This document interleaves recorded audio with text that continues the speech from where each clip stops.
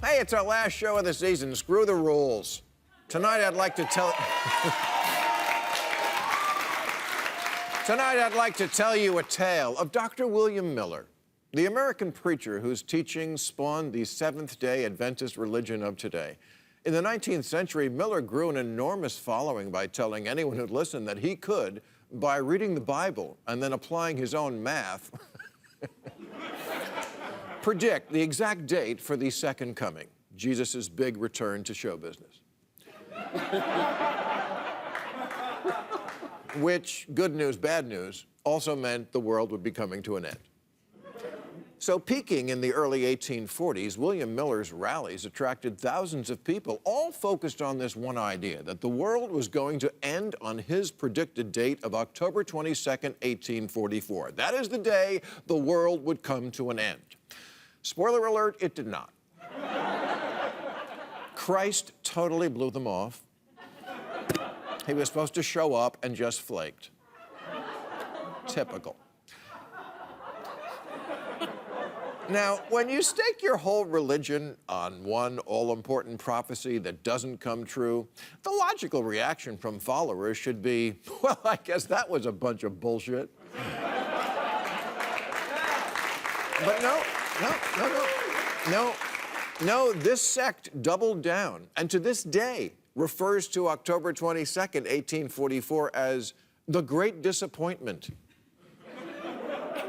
Because, of course, it's disappointing when the world doesn't end, but the important thing is that you didn't let your faith be shaken in the guy who got it dead wrong. Okay, so by now you're saying, Bill, what the fuck does this have to do with what's going on in the world today? Well, recently there's been another large group of people who had a great disappointment.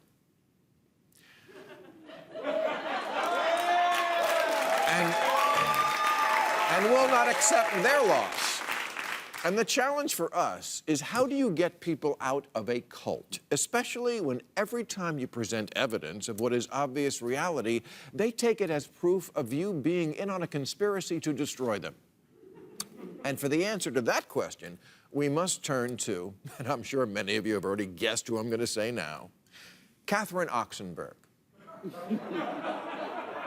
Yes, Catherine Oxenberg, actress, star of Dynasty, European royalty, and lady in front of you at Whole Foods. Catherine Oxenberg, because she got somebody out of a cult, and I know about 70 million other Americans I'd like her to talk to.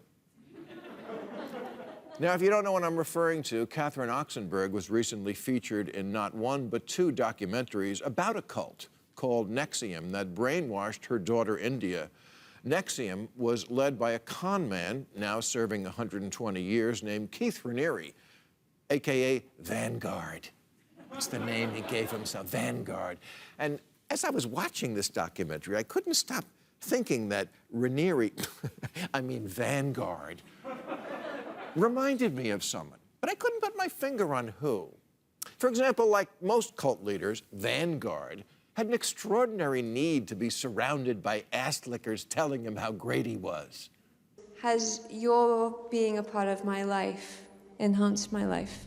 I don't have words to tell you how much it has. A heartfelt tribute to Vanguard. You make it possible for us to grow ourselves every day into the people that we want to be. A very amazing man in many, many, many ways. Who did that remind me of? I don't know that I've ever been more proud to be standing next to you, Betsy. Thank you, President Trump, for allowing us to have you as our president. You're living up to everything I thought you would. You're one heck of a leader. Oh, yeah, that guy. That guy. That's right. The one who is also always bragging about what a genius he is. But I'm smarter than him. I'm smarter than anybody. I'm a very stable genius. Donald Trump's very, very large brain.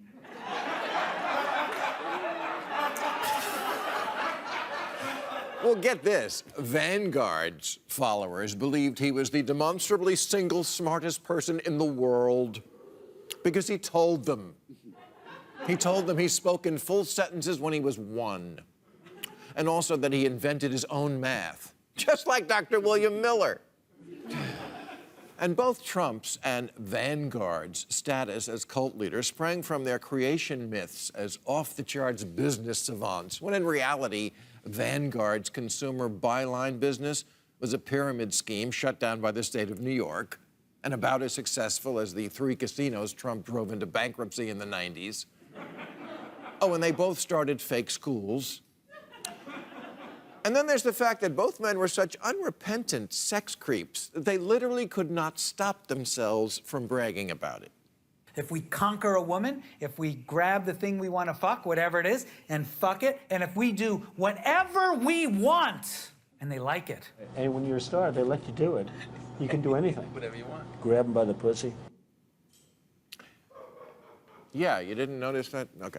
It seemed rather parallel to me. And like all cult leaders, they had to have that one queen bee around them who they deputized to recruit others into their sick games. Vanguard had Smallville actress Allison Mack. Trump has Lindsey Graham.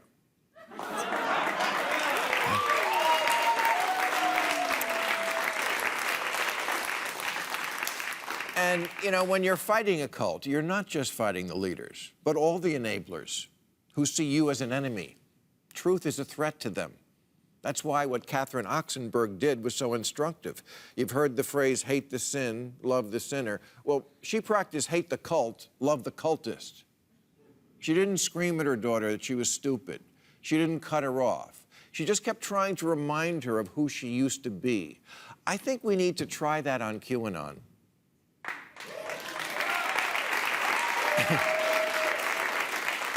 You know, the ones who believe that rich liberals are running a massive pedophile ring and eat babies, and in some cases are really lizard people wearing a human mask. And they were as sure that Trump was going to win re-election as Dr. Miller's followers were that the world was going to end in 1844. They were told to trust the plan, that Trump would get a second term devoted to busting the Democratic sex trafficking ring. But now on message boards, we can see they have doubt and despondency. One of them wrote, "My faith is shaken. I followed the plan. Trump lost. What now?" What now? Opportunity to lift the scales from their eyes. But it's not going to happen from mocking them or calling them stupid or making smart remarks like, if Kamala Harris really is a lizard person, why didn't she eat that fly on Mike Pence's head? Don't do that. I'm saying don't do that. No, really. One more and then don't do it. Rather, if you have Trump relatives over for Thanksgiving, understand they have been through a traumatic event. Their savior, their strongest, smartest, manliest hunk of a leader who ever lived, just got his ass kicked by the 2,000-year-old man. So don't gloat. Don't even try to argue, because arguing with cult people only makes it worse. If there's hope, it's not in any of the words that were communicated. It's in here. And so it is for me.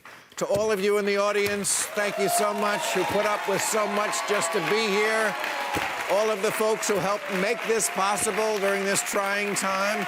The crew who roll with it so well, my brilliant staff. Thank you all, and especially everyone at home.